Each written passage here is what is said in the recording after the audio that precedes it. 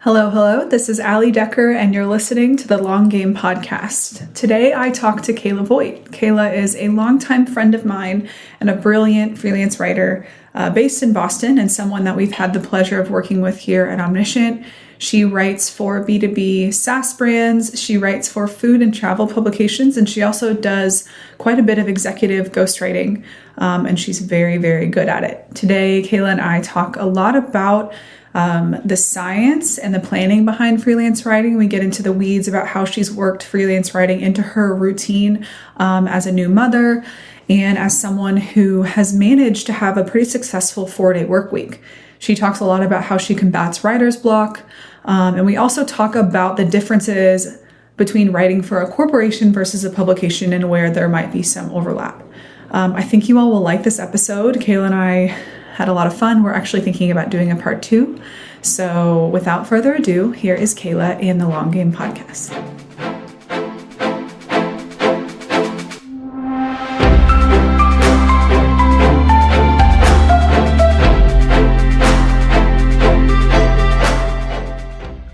Hi, Kayla. Hello. Thank you for joining me. I'm so excited for today. Yeah, me too. We've tried to schedule this a few times. I'm excited to get going and have this chat. Yeah. No, I think it's a good time. So to start, I'd love for you to introduce yourself, explain to our listeners kind of what you do, how you label yourself when you tell folks like what you do for work, maybe how you explain your job to your mom, because I feel like that's always a unique challenge. Sure. My name is Kayla Voigt. Hello. I am a freelance content marketer / journalist. I try to embrace the CEO label. I run my own company as a freelancer, Kayla Voigt Writing Co. How I explain my job to my mom. I used to say, actually, when I worked in a big corporate environment and people didn't understand what marketers did or what content marketers did, I just said that anything with words was fair game. So I usually start with that with my mom. I just do anything with words. And then if we keep going, I do more long form thought leadership, top of funnel content. So yeah, it's kind of varies. I branch into all kinds of different types of writing, but that seems to be my preferred method of storytelling. And I do a lot of ghostwriting. And then if I have time, I do food and travel writing based on my various travels, but not always. So I know a little bit about your career path, and I love asking folks, especially freelancers, what their content career has been like. The answers are always different, and I'd love to hear yours. Sure. It's all over the place, like a lot of writers. And I want to start with my major in college, which is so long ago, but I think it's worth saying because I got very hung up about this when I first started my career. I was a government and global studies double major and an art minor because I went to a liberal arts college and that was what you did. It's just double major.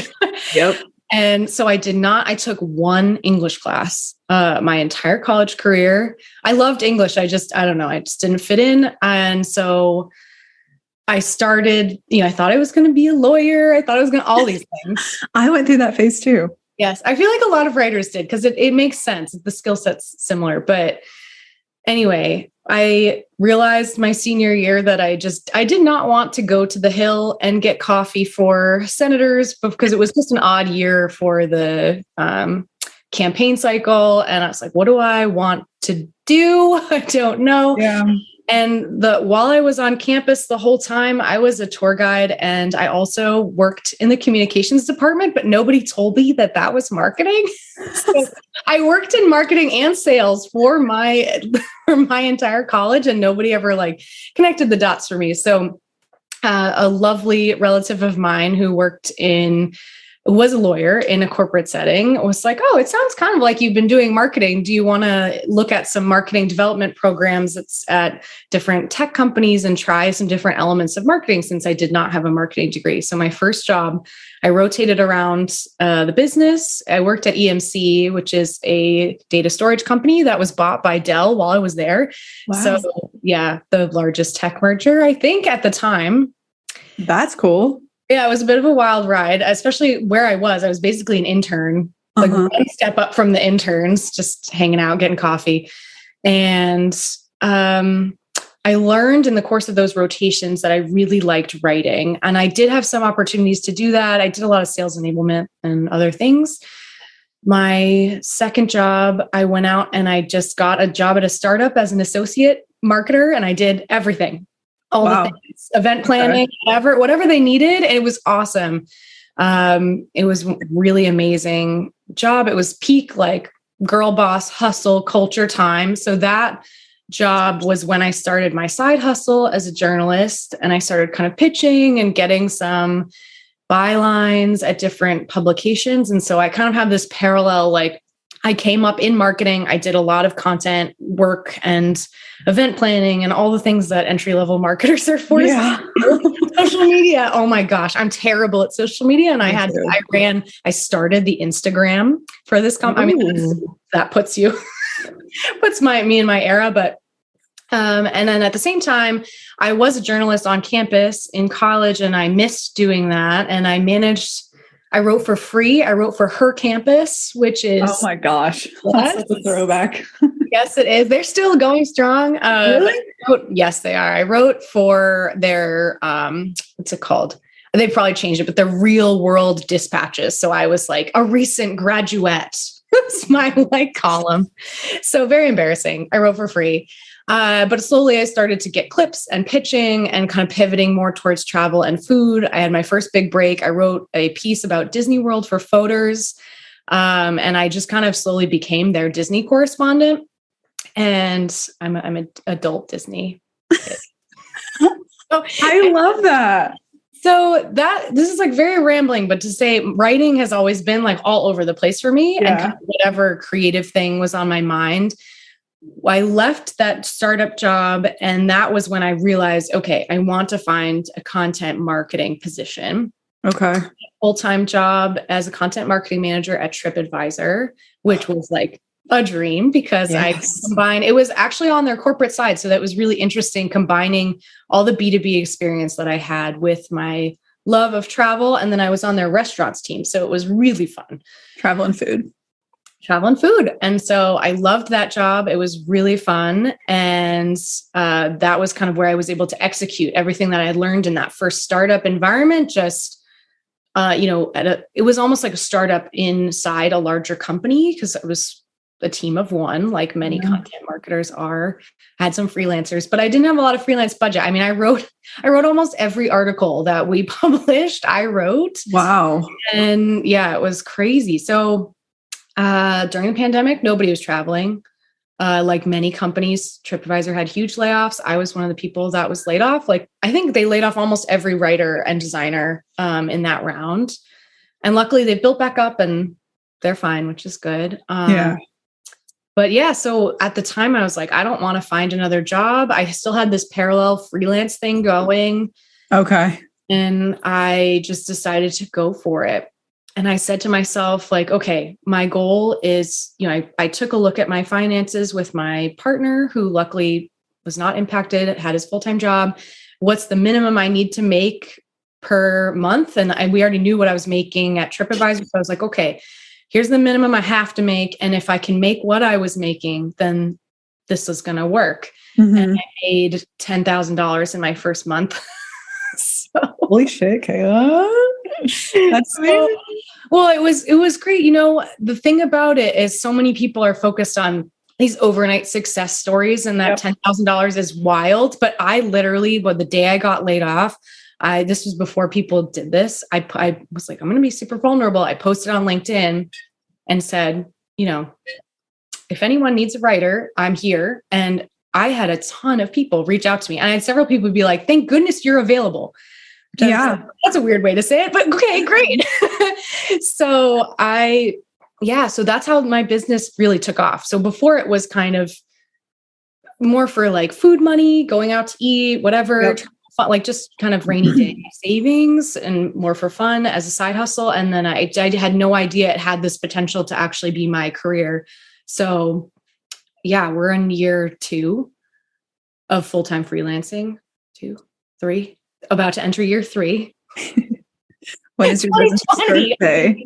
Yeah. So it's been definitely a lot of twists and turns, but it was very clear early on in that first rotational job that writing was my strength comparatively to other marketers. And it was something that I could do. I could listen to what was going on around me and synthesize it into something that people would understand. And that, I think people don't understand how hard that is to do. Other writers, it's so easy. So I remember someone saying to me, oh, this must be so challenging, like all this writing that you have to do. And I was like, the writing is easy. The content strategy and the meetings and the politics, that's the hard stuff. But just sit me down and let me write the story. And that was what I always found easiest. And so now running my own business, I can do what I'm actually really, really good at, which is all those long form stories. I don't have to write any copy. I don't have to attend 1,000 strategy meetings. It's so nice. Yeah. So that's kind of, I have a variety of clients. I work all over the place, but mostly in B2B SaaS, which is what it is. And then every once in a while I do a fun food and travel thing, but that's more, the percentage is pretty much like 95% corporate work. And then I try, just for my own sanity, to do one fun article a quarter, ideally a month, but that doesn't always work because the process is very different. Between the two sides of my job. So how does it vary for you? And also, like, how do you manage that, like, time wise and brain space wise? In space. Yeah. I think in terms of the biggest difference between the way that a lot of corporations work and the way a lot of publications work is that publications want you to pitch them their ideas. So and I've been in corporate settings where we've had pitch rooms and come up, we've gotten a whiteboard and just done all kinds of brainstorming, but it's different. So the editors that I work with in major publications expect you to pitch them ideas that fit in with their publication, that don't overlap with what they've recently covered. So there's a lot more background research.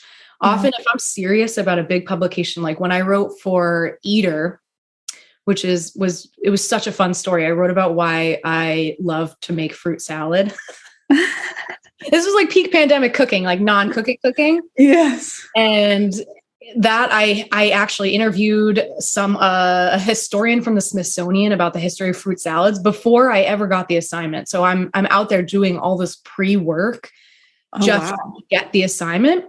And then I don't know the editor, I hopefully that I've found the right email. There's a lot of upfront work versus when I work with corporations, generally it's inbound, which is exciting. So it's inbound. They have a very clear need generally.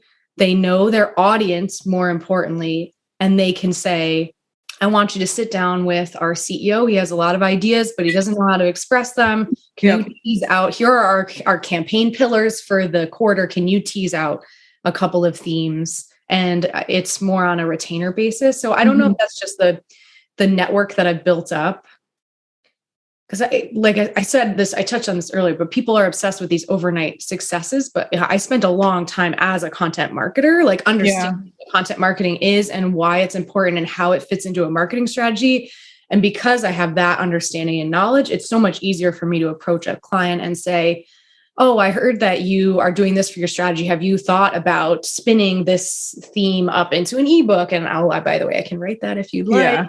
Yeah. So it's a totally different way of thinking about the writing that I do. And then the second part of your question, brain space.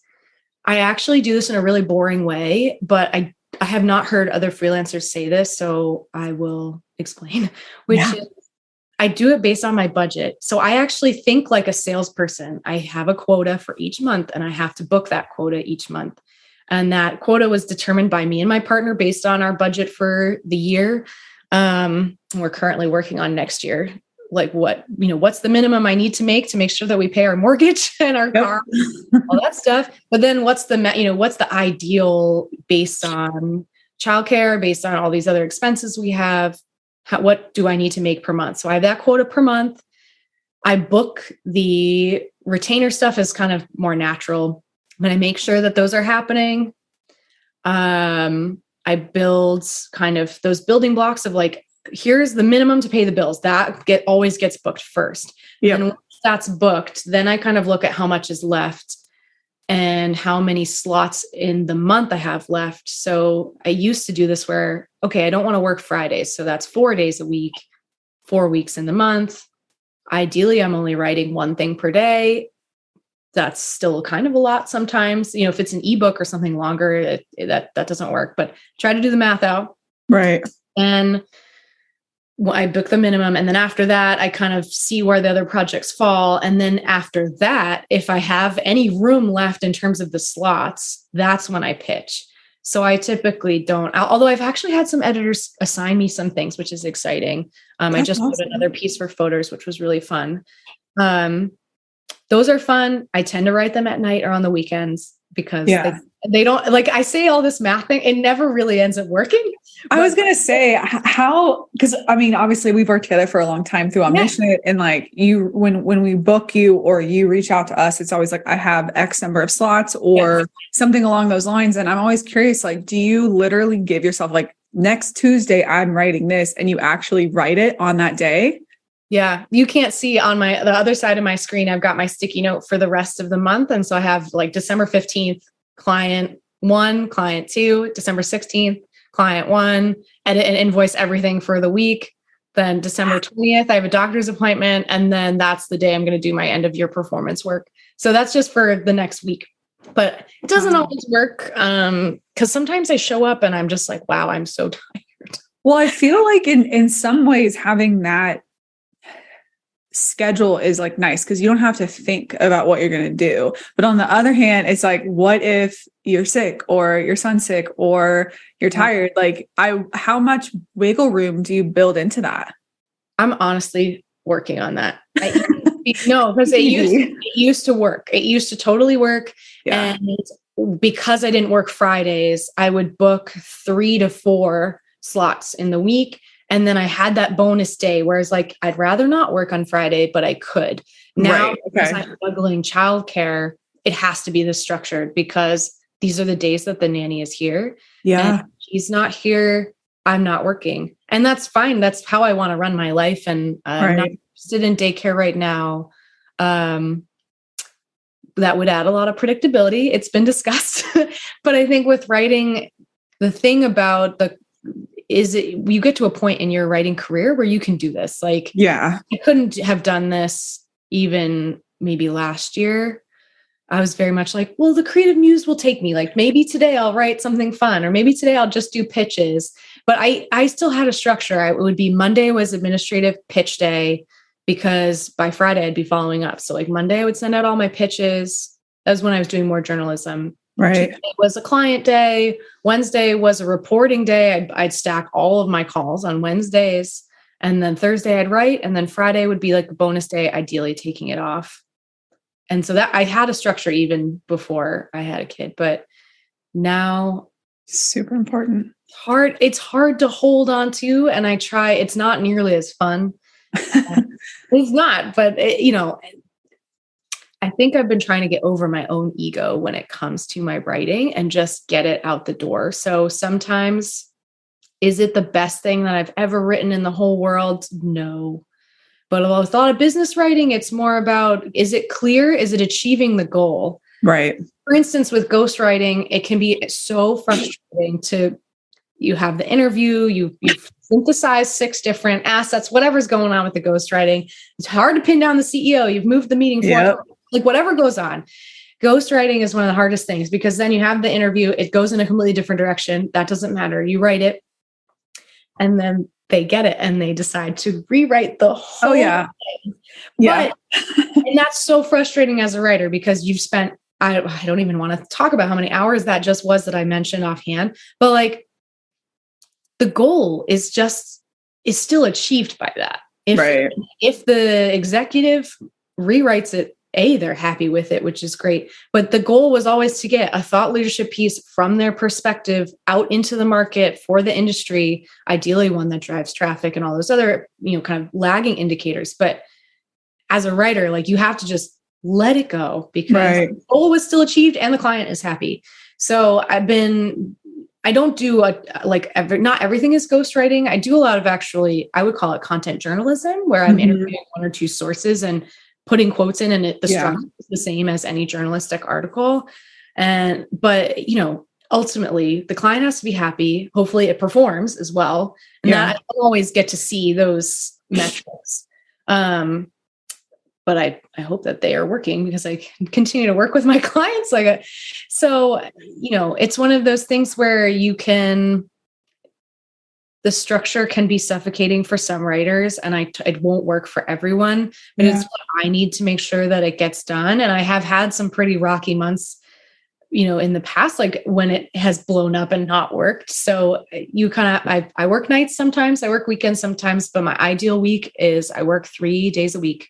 Yeah. And I don't work from 9 to 5. I work from like 9 to 3, and it's working. So I try to remember that and think of my career more folded into my life now than before. It was like, well, I have my career, and then I have my fitness, and I have this. And so I'm trying to think about it a little more holistically going into the next year too. Yeah. I feel like that's really smart. It's cool to hear like how much you've been collaborating with your partner and considered other parts of your life. And even earlier when you use the language, like, this is how I want to run my life versus run my business, because I even just using the latter phrase, it's so like, I tend to compartmentalize like that. Like, as long as I can run my business like this, like everything else will be fine. But that's not really, it doesn't work that way, because you can really only prioritize one thing. So you have to look at it more like, this is everything. I can't just take care of one aspect and expect everything else to fall into line.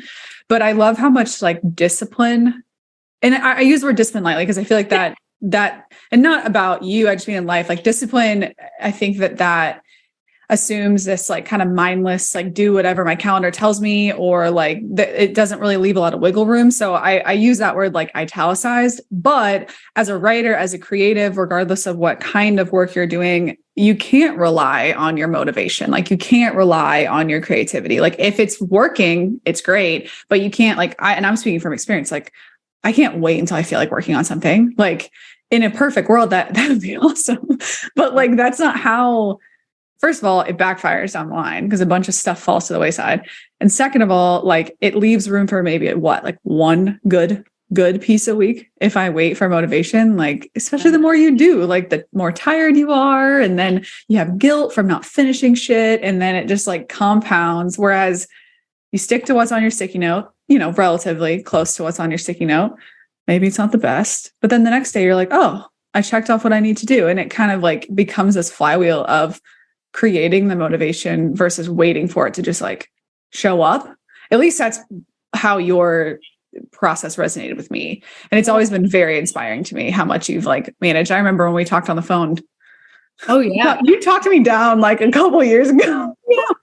It's okay. Like, yeah. Any crisis, and we got through it. Yeah. But ever since then, I've always been like, I've just respected how well you've run your life, because you run it, you have the whole thing in consideration, not just your work, and how like your work is always phenomenal, but that's just one part. Like, I've heard you mention your son, travel, holidays, family, like everything gets built into that plan. And maybe it's not perfect, but it's all up there. Like, you consider all things equal. And I think that's really powerful. Yeah, no, well, thanks. I think there's two caveats to that. One, in terms of making the work good, I build in editing time. So I should. Okay. So yes, I do it each day, but is it Anne Handling that created the shitty first draft? Have you heard of this? Yeah. And I don't remember who it is. I know a lot of people talk about it now. Well, yeah. I mean, it is what it is. You just get it out.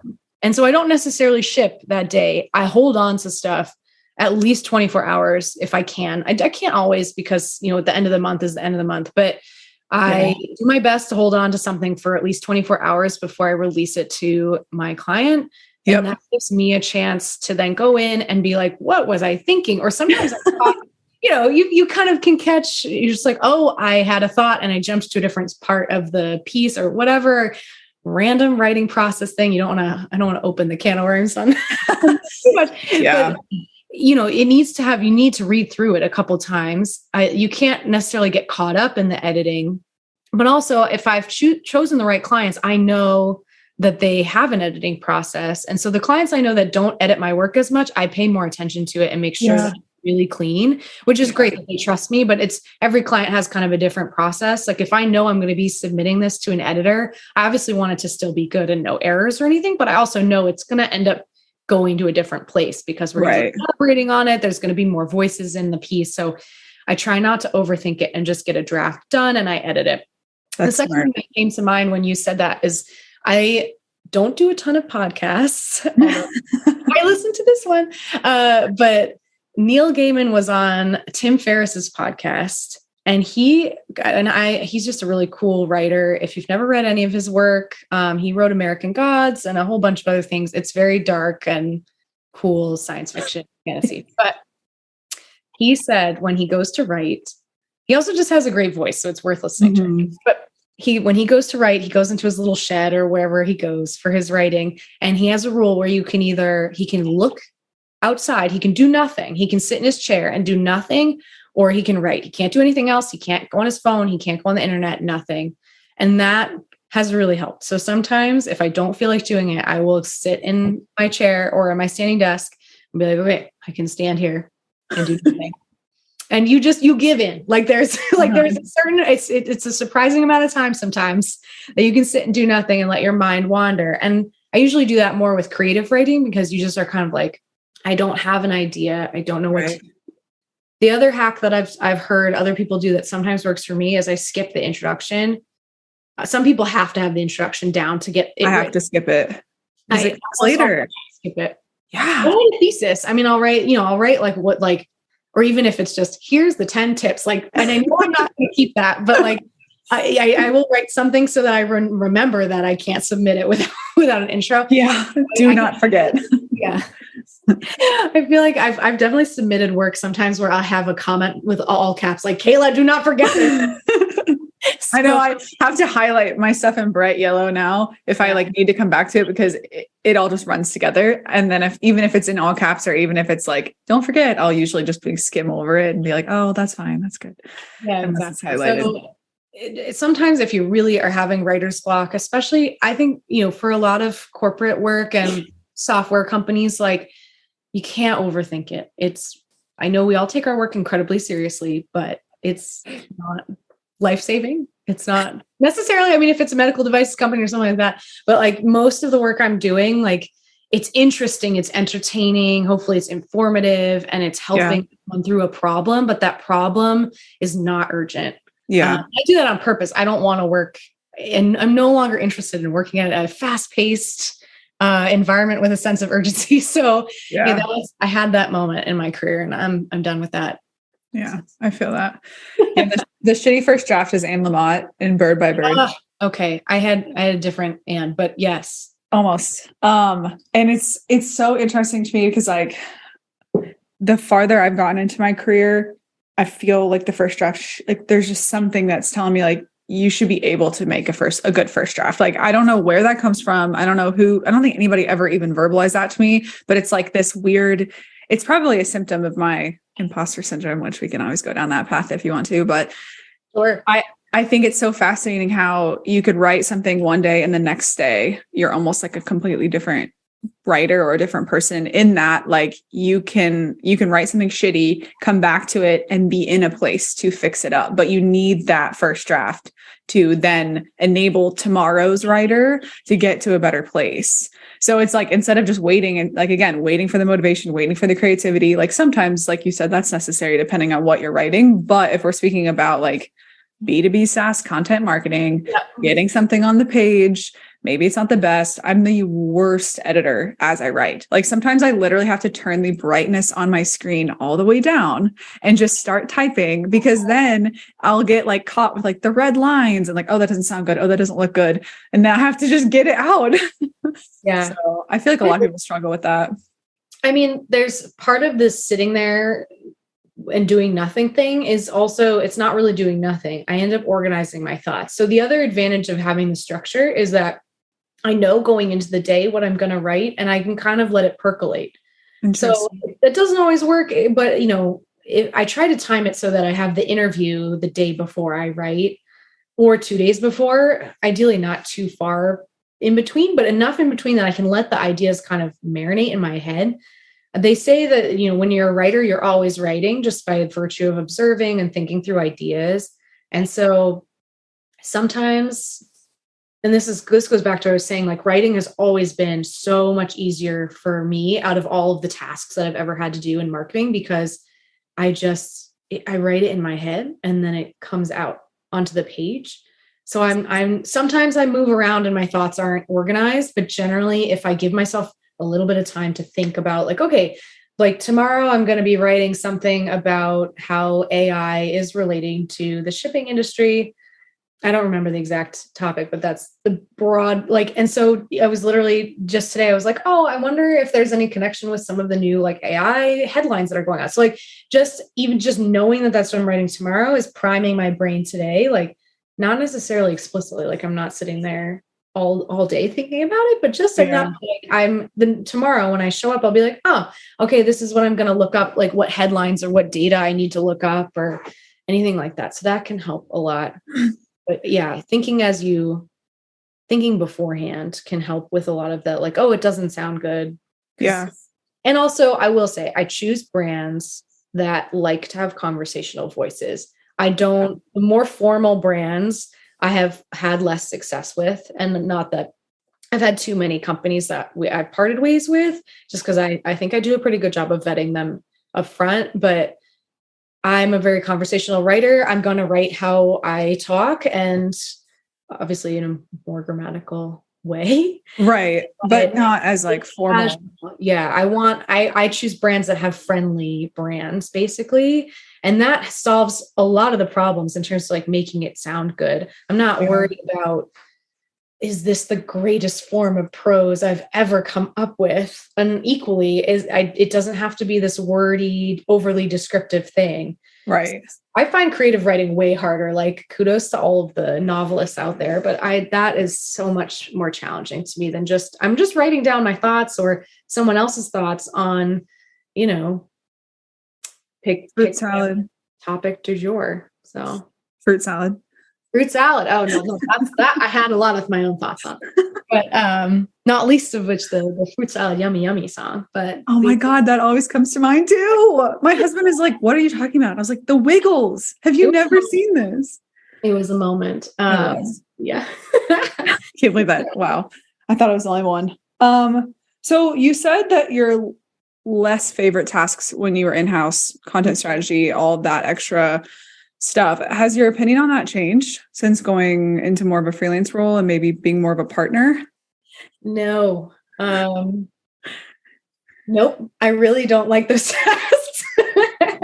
No, I think I have a greater respect for the amount of collaboration that you need in a bigger company, because I miss some of that. I've missed especially the brainstorming meetings with like a group of colleagues around the table.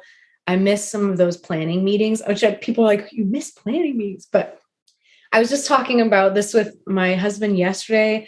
When I worked at TripAdvisor, my team around the holidays we walked around from floor to floor and we went caroling. And it was mortifying and awful. And I remember being like, I can't believe my boss is making me do this. And I was like, wow, that's one of the things I miss about being in an office is like the dumb stuff like that. We threw a party because my friend was getting a puppy, and we just, nobody on the team was getting married or having kids that year. So we were like, puppy shower, we're doing it. We've got budget. We're doing it. Like, so we did a baby shower for her puppy. She was so touched. It was a total surprise. And it was awesome. But like, that's the tidbit. So I miss more like the company. I miss being able to say a sentence to someone and be like, does this sound unhinged? My partner's incredibly supportive, but he's not a writer. So, and also he's busy doing his own jobs. He doesn't need that. So I miss some of that. I do get a chance to talk to a lot of my clients. Almost all of them I have kind of monthly meetings with, if not just, kind of back and forth emails. So yeah, it's a little bit lonely. So I appreciate the collaboration that goes into building a really good strategy now more, but no, I would say overall, I don't miss doing all the persona interviews. I don't miss pulling all that data. I don't know. I don't like, my husband does all the budgeting, financial projections and stuff. He works in strategy, so that's his skill set. Yeah. So I don't have to do it either. I'm like, can you please project whether or not I'm going to hit my numbers? So I've gotten better at Excel, I have to say, but no, I don't have to go ask someone to pull something in Tableau. Yeah.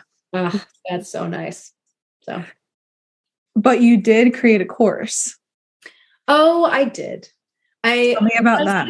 When I say the strategy work, I say more of some of that, like the data, the meetings, like that work I don't like. It is still very rewarding to come up with actually like coming up with the framework. Right. So the course that I created, I did last summer, and I recorded it almost all in one shot. Actually, it's nice. So funny because I changed outfits in between the videos so that it looks like I did it. And I shouldn't even say this, but I changed. So I ran upstairs and was like, I've got momentum. I'm like, okay, they're going to think that this is a different day. It's not. I recorded it all in one day. I just had like this crazy day. I wasn't going to do a course. A lot of people are doing them, and I just had this spark of inspiration, and I had built a content strategy for a client, and they had a lot of questions about it. They really were starting from scratch on how to do a content strategy, and they didn't know anything about SEO. They really needed an in-house content strategist or content marketer. And I had just been writing blog posts for them. So that kind of inspired me to build out the course. There's a bunch of different modules on the different elements. I like talking about the theory of, what's important when you think about your audience. Why do I write things a certain way? I think I mentioned, like, I like to write with brands that have friendly brands. Yeah. But being able to identify that, what does that even mean? Like that, I find that interesting intellectually. So yeah, it was a bit of a whirlwind to create. It's not teachable. I don't know. I thought it was really good, but it's one of those things where if that's something that you're looking for and it interests you, take a spin through the course. Yeah. I think a lot of freelance writers would benefit from studying content at the strategy level and at the business strategy level. And I like that you identify as like a freelance content marketer. And a lot of people use content marketer and writer interchangeably because there is overlap, like this square, rectangle, square analogy thing. But content marketer, it's more all encompassing, and there's a lot more that goes into content marketing and content strategy than just the writing element. Like you said, like writing is your favorite part, but being able to look at a client and identifying new opportunities, being able to look at a draft and identifying where you can plug in different conversion elements, remembering the goal of what you're doing, which isn't only to make it sound good and read well and make for a good experience, but to also do XYZ per while you're being hired, So I feel like a lot of writers would benefit from a course like that. So we'll definitely share it. Oh, thanks. Well, and I think too, it's one of those things where you, as a writer, I do think intentionally. If you give me that information, I absolutely think intentionally about how I put together the piece. Like we could right now, like rapid fire, if there was an overarching topic, we could sit there and be like, well, if it was top of funnel, this would be the title. If it was middle of funnel, this would be the title. Bottom of funnel, this would be the title. And this is how I would approach it differently. And so that's information. I think the success, and I know you've talked about this before, but the success of a piece is almost like half brief, half writer. Because if the writer doesn't know that information and you're just like, can you write a piece about the top 5 tips about content marketing? And it can go so many different directions. It's always going to be a little less successful. But I think a lot of freelancers resist because the word free is in it. They resist structure and they resist the idea that they're a CEO or they're running a business. And I think why I say I'm a freelance content marketer is it's just kind of a reminder that, like, I have experience in this and it's why I do this. If I really wanted to be a freelance journalist, I would full time. I would. And I did when I first jumped in that $10,000, I was running around like crazy interviewing so many different people. I have mad respect for full-time journalists because that I had never really put 2 and 2 together with the amount of interviews that I had to do that month. I'm just going to use this story as an example. I've used it before. I had a story for Condé Nast Traveler the dream. Yeah. I was going to write about food in Maine, specifically the Somali food scene in Lewiston, Maine, which if you live near New England at all, it is delicious. And there is a huge population of Somali refugees that have been placed in Maine, which has been very influential on the food and culture and cuisine of Lewiston, Maine, which is it's in the middle of nowhere. There's nothing else going on. So I got to go to Lewiston. I drove all the way up. I spoke with a group of farmers who were working on bringing different vegetables, like working with like kind of heritage Maine seeds and then some Somali techniques. It was this whole really interesting farming. Then I went downtown and I ate at a bunch of different restaurants.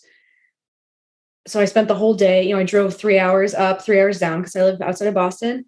And it was a 300-word piece that got cut to 150 after I submitted the 300 words. So it was 150 words. That's not a lot. No, it's not. I interviewed those farmers. I interviewed the head of the farming association. I interviewed one of the restaurant owners. So I did 2 or 3 interviews in person, 2 or 3 beforehand, drove all the way up and back, wrote the piece, had several rounds of edits, like I said, because they cut it in half, which is their prerogative. It was part of a bigger series. They did one like a 50 states, 50 cuisines thing. I got, I think $100 for that. So I spent money for that. So that's where it comes back to like that conversation on the structure and the budget of like, that was so fun. It was a dream publication to work for. They were incredible to work with. It was easy. It was, even though they cut it, like that was fine. I was not throwing them under the bus at all. I loved writing the piece. Please hire me again. But like, you can't do 20 of those pieces in a month. Like you just can't do that. It doesn't work mathematically. So that is part of why there's kind of this mix between different types of writing. I think it keeps my different types of writing sharper too, because it's more. Oh my gosh, this is literally, I found it. No, I'm not going to read it. I'm saying 150 words is like a paragraph. Yeah, maybe it's a little bit longer than that, but yeah, I remember whenever I submitted, they cut it in half. So sorry, that might not be accurate. It was 2021. So no, I have a firm belief that long form is easier than short form. Oh yeah. And especially when you're absorbing what it sounds like 6+ interviews. Yeah. I mean, that alone is like half 150 words. Like the meat of those interviews probably comprises like half of 150, 300 words. Well, I don't think I ended up putting more than one quote in there. So I had to pick the best quote out of all those people I talked to. And it was honestly, it was so fulfilling. And I wouldn't, luckily I have the privilege to do that but I use a lot of the content marketing to back up some of the fun stuff. And I consider that almost to be my side hustle at this point. Yeah. So all this to say, the fun part about being a freelancer is you can decide that. Charge of the assignments that I go out and get. But, I do think there's something to be said for a little more structure than people like to do. They I don't know. When I talk to other freelancers, they just resist a lot of that structure. And I still use Trello sometimes for myself. I'm like, I tried Monday. It didn't quite work for me. Just too much. But you know what I mean? I use project management tool for myself. Some people track everything in a spreadsheet, which is also fine. But like, I've talked to freelancers and they're like, oh, how do you organize your freelancing? I'm like, I use a spreadsheet. Like do you not use a spreadsheet? And they're like, no, I just kind of just do it. I'm like, whoa, like that's all in their head. So I think part of it is coming up from corporate, but like I embrace the best parts of my corporate experience and what I learned in terms of like how to be a good project manager, what elements of strategy matter when you're writing and what don't. Mm-hmm. What meetings do I need to attend? Because sometimes I do say like, yeah, sure, I'll attend a meeting. What boundaries do I need to set? Yep. I think we've talked about this. I'm anti-Slack. Yep. Don't invite me into your Slack. I won't join. So, cause then it's just, you're going to get sucked into whatever fun stuff's going on and people just you. I have one client where everything's in their Asana, but I still get an email to ask for the contact information for the source. I always put it in the Asana in the same place in the designated spot in the Asana, but But I know I'm going to get an email, and it's fine. I know that that's what they're going to do, but they don't realize I don't work for them. So, and maybe not until they're like typing my email address or something, but they're like, oh, I wonder why it's not, a dot com, like our email address. Right. I think people, and that's fine. I like being seamless on a team, but there's certain boundaries you do have to set to like protect yourself. Yeah. I think people underutilize boundaries and then like routine when it comes to freelancing, and they over index on the free and like the free part, because it is, especially when you come out of an in-house role, it's like, oh my gosh, this is awesome. But then after a while you're like, this is a lot, like it's a lot to manage. And I feel like for freelancers, the hardest part of your job, not that it's even that hard, but the toughest part should definitely be the writing element itself, because that's ultimately what you're making money for, you're getting paid for, and what you'll be like graded on, or at least hopefully kept on retainer for. So if you can use structure, sticky notes, Asana, Trello, Monday, whatever, yeah, it's going to be a little bit more work, but it's going to make everything so much easier or simple, or at least allow you to only have to focus on the challenge of the pieces themselves versus all the extra noise. So yeah, I've definitely had to level up my project management too. So many moving parts. The hardest part is 100% getting paid. So really, it's not even close. It's getting paid. So depending on, I have since kind of fired anyone that doesn't pay me on time. I've had the privilege to do that. Not everybody does, but especially in journalism, it is shocking. Oh yeah. I can see that. Yeah. Not to throw photos under the bus. The one that I just submitted, I submitted and I invoiced, and I was like, I looked back at their payment policies and they're net 45. Okay, thanks. I'm glad I don't need that money right now. Like, I guess I'm not going to get it. So, and that's their policy, and you can negotiate anything, but it's not always worth doing that negotiation. Yeah. But yeah, even sometimes you'd be surprised. I've had some bigger B2B SaaS brands I won't name that don't seem to want to pay you on time. They wait. Their accounting team waits to see if you follow up. I will get paid the day that I follow up. I get paid the next day. Yeah, I don't freelance as much anymore, but like typically net 30, and I've learned to be okay with it. Once you get the ball rolling, it's okay. And I understand now, being in-house in my own company, like there is a reason that things happen on like the 15 and the 30-day windows, if not just like the 30-day windows. But it's the, hey, do you mind emailing AP at? I'm like, no, please don't send me to AP, because it's just going to like, they're going to lose my email. They probably lost my invoice. Like, it was always such a shenanigan going in that direction. And it just bums me out. Yeah. That's where you have to like put on the journalist hat, and I'm going on LinkedIn and I'm searching who runs accounting at this brand, and I'm going to be messaging them directly, and I have their email convention. So, that's where like some of the journalist skills do come in handy. Yeah. That is a total pita. That is like, anyway, we don't have to go down this negative path. But yeah, no, that's always the hardest part, is getting paid. Like I said, the writing is delightful. Sometimes it can definitely be hard sometimes if I'm not feeling it, but generally, I have been able to interview so many cool people as a freelancer that when you're in-house, you just don't get that breath. Like, I interviewed the CEO of Forbes magazine for a story, and then turned around the next day and interviewed a girl who had been an intern for Maya Lin, who is the architect that did the Vietnam War Memorial. So like, those are two completely different experiences. That was actually both for the same publication. I interviewed a farmer in Israel that was using AI to change how they're watering their date palms, because date palms take a ridiculous amount of water. And so that's become a real issue. Do you have pieces on all of these people out? Yeah. You should definitely send them to me. Okay. Yeah, I'll include them in like the blog post that we publish from the episode. Yeah. It's all of, the fruit salad thing. That was really fun. It's all over the place, and every month is different. But it's always so interesting to talk about people's different experiences. That's the big part. That's where I really feel free, is being able to interview all these different people and like learn so much. And then also, I think we don't have to get into it because I know we're running out of time, but my schedule is my schedule. So that is where freelancing really feels free. I don't work from 9 to 5. I don't know about you, but at least when I worked 9 to 5, the 2 p.m. slump. Oh, it's the worst. And it's just like, I can't leave here. I'm trapped in my desk.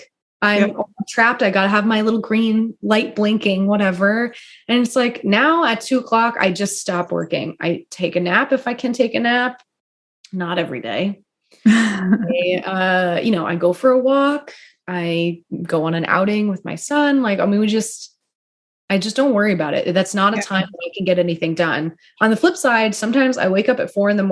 and I'm ready. My brain is like, okay, yeah, we're talking about whatever we're going to talk about today. And I'll write from 4 to 6 and go back to bed. So that, I wouldn't have done that when I was in a full-time job. So yeah, being able to take advantage of like the times that you're on and then feel comfortable turning off the times that you want to turn off.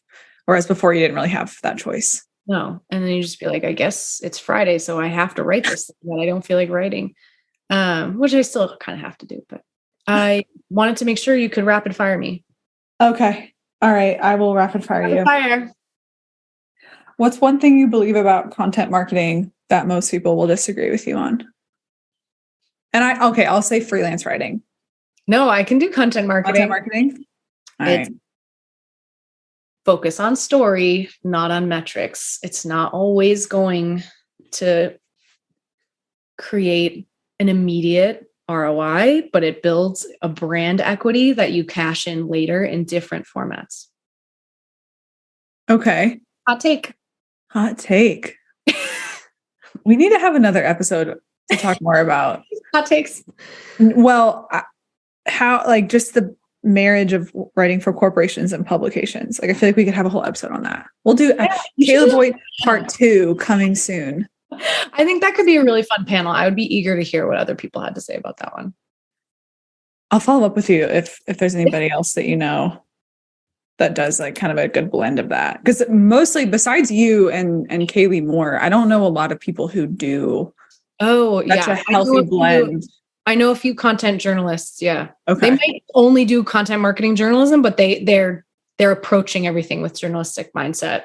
Okay. Yeah. Let's do that because one of my clients is ConvertKit and we do all journalism and those writers are phenomenal. So I can reach out to I think I'm thinking of a few that I've seen like their bylines on. Yeah. They're very good. Okay. When was the last time you changed your mind and why? This morning on what I was going to eat. No, I mean, that's true, but changed my mind about marketing or freelance. It could be about anything, but I would say a bigger change than you anticipated. Yeah, I would say I've been really reflecting on right now. This podcast is taking place in December. So I've been thinking about, January, and I've been kind of changing my mind on minimum versus maximum on what I need to make per year and what's okay and not okay. And so trying to wrap my head around like, what's more important, getting the work done or spending time with my son, which that sounds like a catch-22. It's obviously spending time with my son, but in a more nuanced way, what does that look like on a weekly or daily basis to get the work done? Because this last few months have been a lot of nights that I'm working and that's not super sustainable. So that's been the biggest thing I would say. So you've just been changing your mindset as you've been thinking about next year? Yeah, kind of deciding. I'm still, it's in flux, but kind of deciding who I want to be and what label I want to put on myself. Stay-at-home mom, working mom. What does that look like? Kind of embracing stay at home a little bit more. Yeah. Yeah. Well, hopefully you get some clarity. It sounds like you are leaning in one way more than another.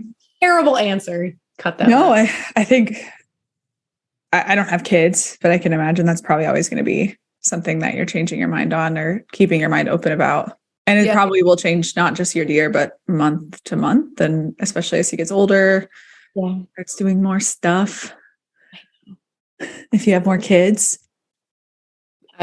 So up in the air. So everything is changing. Everything is changing. Yeah. Okay. What do you consider your greatest achievement? Oh my gosh. I will allow 2. Thanks, but No, it's hard to come up with one. What? I can name like 5 from just knowing you. I would say my greatest achievement has been the personal growth from the Steve Jobs. If you do what you love, you'll never work a day in your life. I gotta save the world, whatever. To work is just a part of my life, and making the amount of money that I make for the amount of work I do feels huge to me. Like I have so much freedom in my schedule. I'm making enough that we can live the life that we want to live as a family, and I'm making more than I was making at TripAdvisor. So was my goal. I mean, it's been a few years and inflation's crazy, so right, probably ends up the same if you adjust. But it's that. But you're not 9 to 5. Not 9 to 5, but also it works. Like it feels good. So there's parts of it that I'm always kind of optimizing, but I would say that to me feels so fundamental to break away from what everyone else is doing, but have success, like conventional success at the same time. At the very beginning, you asked me like how I would explain this to my mom. And like, that has been really hard to explain to my parents. Like, yes, this is still a real job. Don't worry. Yeah. Oh, I remember that conversation. My dad was so mad at me. Yeah. My dad was like, I don't understand why you can't just go into sales. He works in sales. My dad did too.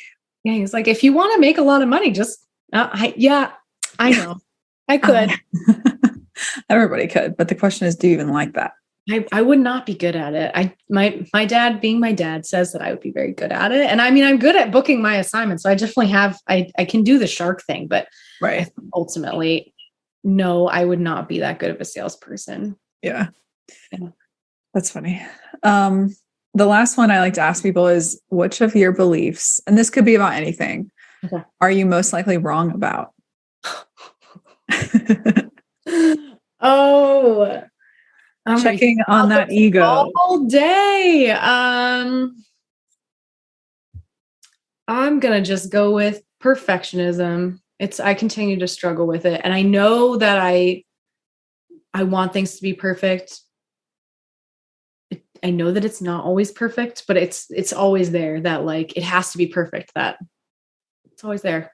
Not necessarily with my writing for some reason, but with my life.